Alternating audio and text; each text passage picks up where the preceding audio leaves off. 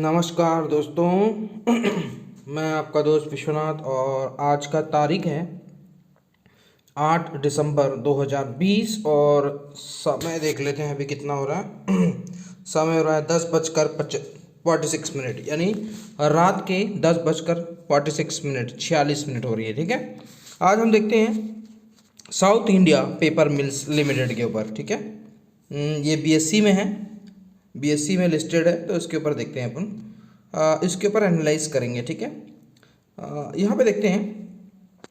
सबसे पहले इसके बारे में जानकारी ले लेते हैं। ठीक है, इसके बारे में जानकारी क्या है ये देख लेते हैं। ठीक है, यहाँ पे देखिए, south India papers mill operate in 2 segment, 2 segment पे काम करता है। एक पेपर और एक पेपर एंड पेपर प्रोडक्ट पे करता है और दूसरा पावर पे करता है। ठीक है, the manufacture papers and paper board such as, जैसा कि कार्टून। ठीक है, the company cater to the need of the various segment the paper based industry such as news print, ठीक है, राइटिंग पेपर और पैकेजिंग एक्सेट्रा। इन पे ये इस सेगमेंट पे ये काम करता है। ठीक है, the company also generate steam process requirement as well as power generation. ठीक है, पावर जनरेशन के साथ साथ भी ये काम करता है। देन फ्लूइड्स बेड कंबशंस यानी एफबीसी बॉयलर है इसके पास। ठीक है, और कंपनी जो है वो प्रोडक्ट इंक्लूड क्राफ्ट लाइनर, ठीक है, test liner, MG kraft paper, MF printing and write. ठीक है, तो ये इसके बारे में था दोस्तों। ठीक है, इंडस्ट्रीज के बारे में जानना जरूरी है, उसके बाद ही स्टेप उठाना चाहिए। ठीक है, अब यहाँ पे देखेंगे इसका जो बिड प्राइस, ये अभी इसका जो प्राइस चल रहा है वो चल रहा है 70.52। ठीक है, अब यहाँ पे देखिए 52 वीक, ये कौन सी तारीख में है दोस्तों? ये है 8 दिसंबर 2020 में इसका रेट चल रहा है 70.52। ठीक है, अभी देखिए यहाँ पे 52 वीक लो जो है वो 32.60 था और हाई जो है 52 वीक हाई 84 है, यानी 84 तक जाने का दम रखता है। ठीक है, 52 वीक हाई जो है 84 है और वहाँ तक जाने का दम रखता है। ठीक है, लेकिन कोई रिकमेंडेशन नहीं है मेरा इसमें बाइंग का। ठीक है, मेरा कोई भी रिकमेंडेशंस बाई करने का नहीं है दोस्तों। ठीक है, ये सिर्फ नॉलेज के लिए आपको बता रहा हूँ कि ये ऐसा ऐसा किया है। ठीक है, अब हम चलेंगे इसका जो मार्केट कैपिटल है उसके बारे में रीड कर लेते हैं। और ये इसकी जो मार्केट कैपिटल है वो 105 करोड़ की कंपनी है, यानी ये माइक्रो कंपनी है। ठीक है, माइक्रो कैप है, 15% डिविडेंड देता है और इसका जो डिविडेंड यील्ड है 2.14 है, फेस वैल्यू इसका 10 है। ठीक है, और इंडस्ट्रीज की जो पी है वो है 5.37 और पी रेशियो, स्टॉक की जो पी है वो 6.31। मतलब क्या हुआ दोस्तों? इसका मतलब ये एक्सपेंसिव है, यानी महंगा है। क्यों महंगा है? क्योंकि इंडस्ट्रीज पी जो है 5.37 है और स्टॉक की पी जो है वो 6.31 है। मतलब बाप से बेटा बड़ा हो गया है। बाप हम किसको मानेंगे? इंडस्ट्रीज की जो पी है इसको हम बाप मानेंगे और इसको हम बेटा मानेंगे क्योंकि स्टॉक की पी है। लेकिन अब यहाँ पे क्या होना चाहिए था? बाप को बड़ा होना था, बेटा को छोटा होना था, लेकिन यहाँ पे बाप छोटा हो गया, बेटा बड़ा हो गया, इसलिए इसको हम बोलते हैं एक्सपेंसिव। एग्जाम्पल के लिए बता रहा हूँ दोस्तों, इसको हम एक्सपेंसिव बोलते हैं, यानी ये महंगा है। इसकी डिलीवरी देखिए ज़बरदस्त है, 79.64। ठीक है, कुछ समझ में आ रहा है दोस्तों? अब आगे चलते हैं, इसकी जो प्राइस मूवमेंट है उस पर देखते हैं। इसकी प्राइस मूवमेंट की कैसा मूवमेंट किया है वो स्टडी कर लेते हैं। ठीक है, इसकी जो प्राइस मूवमेंट है उसके ऊपर हम स्टडी करते हैं। यहाँ पे देखिए आज के दिन, यानी आज 8 तारीख है, 8 दिसंबर है आज, तो यहाँ पे देखिए 4.54% का रिटर्न दिया है और वही अगर पेपर इंडस्ट्रीज देखेंगे तो 2.65% का रिटर्न दिया। पूरे पेपर सेक्टर ने 2.65 पर रिटर्न दिया है और सेंसेक्स देखेंगे यहाँ पे 0.40% हुआ है। ठीक है, अब हम चलेंगे 1 वीक में, तो 1 वीक में भाई साहब ने कितना रिटर्न दिया है वो भी देख लेते हैं। 8.45% का रिटर्न दिया है और वही अगर पेपर इंडस्ट्रीज देखेंगे तो 9.23% का रिटर्न, सेंसेक्स देखेंगे तो 2.13% का रिटर्न।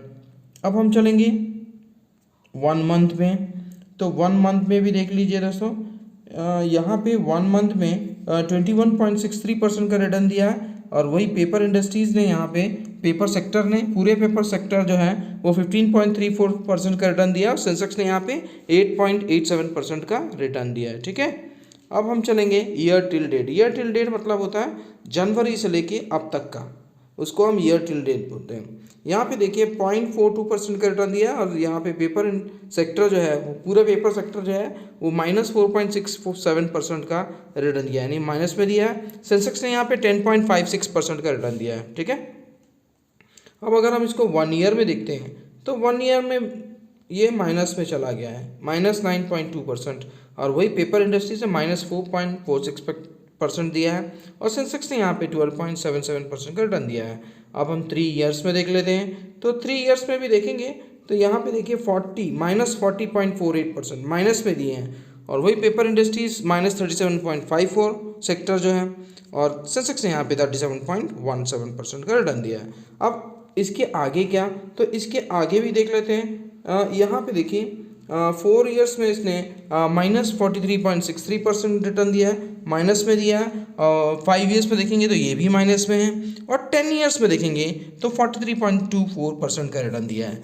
कोई बुरा नहीं है, 1 2 3 4 5 यानी 5 साल ये कंटिन्यू माइनस में रहा और बाकी फिर 1 2 3 4 5 6 7 यानी 7 ग्रीन में रहा और 5 माइनस में रहा। कोई दिक्कत नहीं है, आगे देखते हैं।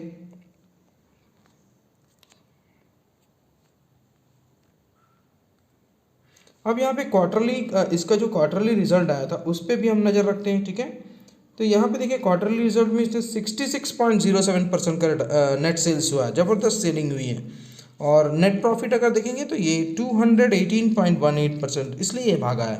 218.18% का ज़बरदस्त नेट प्रॉफिट दिया है। ठीक है, ये इसकी क्वार्टरली की रिजल्ट है। अगर हम एनुअल में देखेंगे मार्च 2019 से मार्च 2020 में इसने क्या सेल्स किया है, तो देखिए नेट सेल इसका जो है माइनस रहा। एनुअल अगर देखेंगे तो ये -10.26% का रिटर्न दिया है और नेट प्रॉफिट अगर देखेंगे तो माइनस में रहा, यानी प्रॉफिट नहीं हुआ, लॉस हुआ था उसको।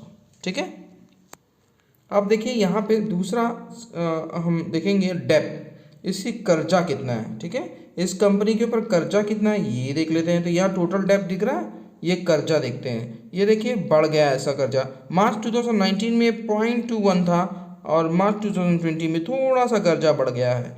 ठीक है, तो ये इसका कर्जे के बारे में था। ये बहुत इंपॉर्टेंट है, ये देखना जरूरी है। इतना कोई ज़्यादा कर्जा नहीं है, चलेगा। और पीबीट मार्जिन देखेंगे तो 16.18 है, जो 2019 में ये था 15.32। और दूसरा रिटर्न कैपिटल देखेंगे तो ये तो एम्प्लॉइज़ का है, ये ज़रूरत नहीं है। आगे चलते हैं, देखो वीडियो नहीं तो बहुत ज़्यादा लंबा बन जाएगा। कैश फ्लो अगर देखेंगे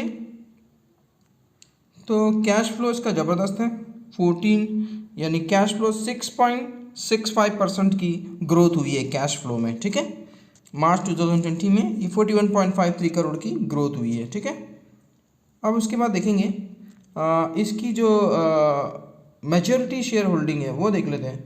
शेयर होल्डिंग पैटर्न भी देखेंगे। ये मेजॉरिटी शेयर होल्डर जो है वो नॉन इंस्टीट्यूशन के पास है।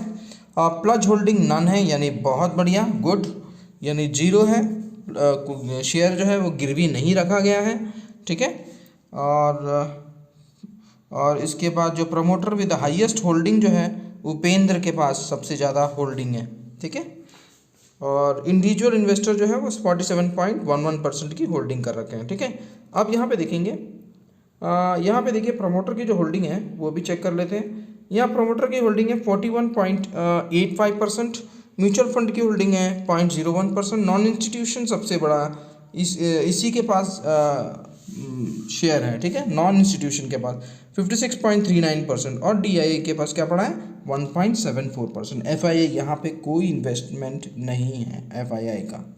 ठीक है, तो ये इसके फंडामेंटल के बारे में था और बस इतनी जानकारी काफ़ी है।